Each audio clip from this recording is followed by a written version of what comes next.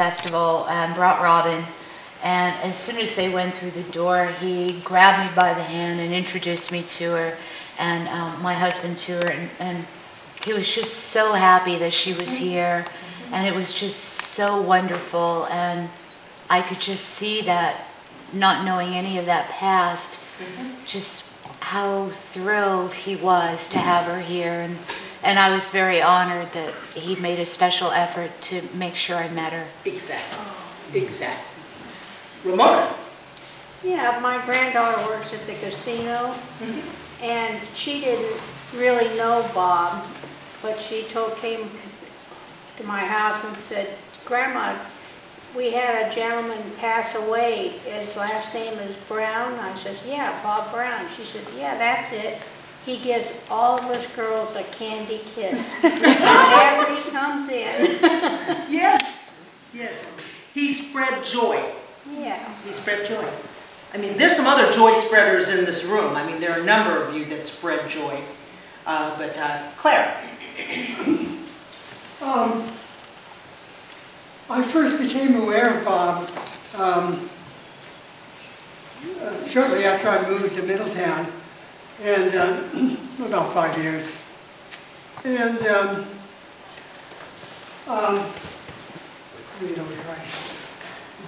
people won't have my back. I saw this vehicle, standing in front of his house over there, covered with all of these posters and signs, save the whales, get out of blank, peace now. All of these wonderful signs, and I was entranced by them, The whole back of the car and the side of the car was practically covered with them. I thought, how wonderful, carrying this message into the 1990s from the 60s or wherever it was. Well, other thing about Bob and I were born in the same borough of New York, Brooklyn. And he about some years after I was in the 20s, 1920s, and he was in the 1930s. And Bob came from a part of Brooklyn called Hell's Kitchen, very tough part of Brooklyn, and a multi-ethnic, Irish, Italian, Russian Jewish, German Jewish, few Chinese, multi-ethnic group, and it was a place where you had to grow up fast, and you had to look behind your back, and it was really a tough place to grow up in.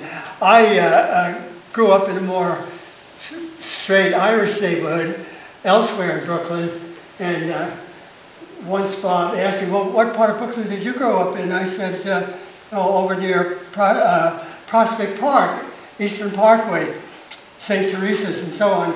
And Bob said, "Oh, you're one of those." He's like, "One of the upper crust." And this is in the, he and I, his family and I lived in the Depression. And, in those days, it was hard times wherever you lived. And where I lived, we were basically lower middle class, not too far removed from his surroundings economically. But when I think of Bob, I think of the Depression, hard times, and then I think of after he got out of the service, it was hippie times, high times, hippie times, and now what can you say? It's heavenly higher times for Bob, and really an interesting guy, and I got to know him in many ways. In many ways you couldn't know him. Sometimes to get an opinion out of him, you had to ask a question. "What do you think of that, Bob?"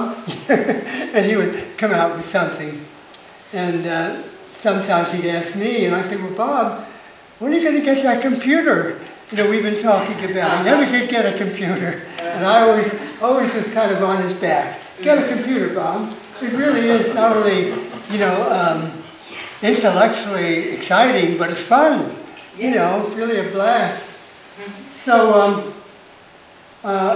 I also I was in the service too during World War II, and I was a medic, X-ray technician in the Army. And in those times, we used to get a lot of GIs from Lackland Air Force Base, where Bob used to serve or had some of his training. And you know, he went into service when he was 17, and you know, they saw such brightness and promise in him as a military person that they sent him to OCS, Officers Candidate School, and eventually, as we all know, he became a major. But in those days, I was at Fort Sam Houston, and we used to get these green, young kids like me at that time. They'd come over to Fort Sam from Lackland, and we'd all call them flyboys. Right. So, when I used to see Bob, when I saw him several weeks ago, before he passed away, I used that term. How you doing, flyboy? Yeah. Although I was only in those days, a T4. And he once asked me, what did you like about the service, Claire? And I thought, well, he's probably thinking if I, enjoyed the USO dances or the NCO club or something like that. I said, well, I really liked the teamwork that we did. I guess he might have been a little bit surprised at that, but maybe I was wrong.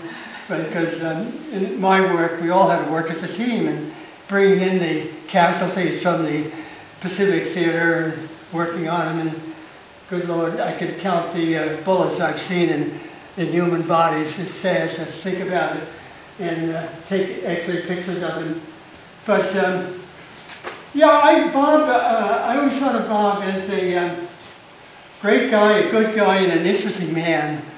And he was very informed about a lot of subjects, nutrition, national, local, international politics, very well informed. And he always expressed with me, and I agreed with him, how appalling it is we're destroying our nest here on Earth, with non-sustainable using up our resources and things like that. And Bob really was on the same wavelength, if not more advanced on it than I was, being concerned about it. And so it was just a pleasure to know him. We would walk to the Mass Town Hall and see Linda and others over there. And also walk to the senior center sometimes. And I'd say, Bob, slow down, I'm just behind you there. Well, keep up with me, because he was a really brisk walker, Yes, he was. And he was quite jaunty. When the term athletic was mentioned about Bob, I said, really, how true, And as some of us know, I'm very concerned about keeping clean air in Middletown. Excuse this commercial. And Bob was too, and in his own way, although he had a fireplace in his place. And I noticed walking by his house the other day, and today too, there were little stacks of wood there all over the place. Apparently he'd been pruning his trees, or someone had been stacking these little piles that looked like cannonballs. They were all in that shape, triangular shape. And what was I going to say? He was really just a great guy, and I'm really going to sorely miss him. And one other thing is that Bob used to bring the bread to the senior center. And yes. He brought the bread individually to some of us living near him, and I was only, several houses down the street from him. And so I grow grapes and apples and peaches and things, so I would regularly bring him a bunch of that, and he would, bring me bread and other things too. So we really had a kind of a barter, kind of not really that. We just gave to each other very freely, was a better way of putting it. So, he was a great guy, and we could talk about military stuff too. And we knew when he talked about the brass and the higher ups and the military rigidity, I say, I can only say, right on, Bob. I know what you're talking about. And Claire, one of we're going to check and see if anybody else wants to say anything too, okay? Oh, okay. Okay. Yeah, this is one other thing I wanted to add, if it can come to mind. And yeah, that's about it. I guess we have everything else. Thank you. Said everything I wanted to say, and I'll just say I'll miss him, because he's a wonderful Yes. person. Yeah. Thanks, Claire. Thank you.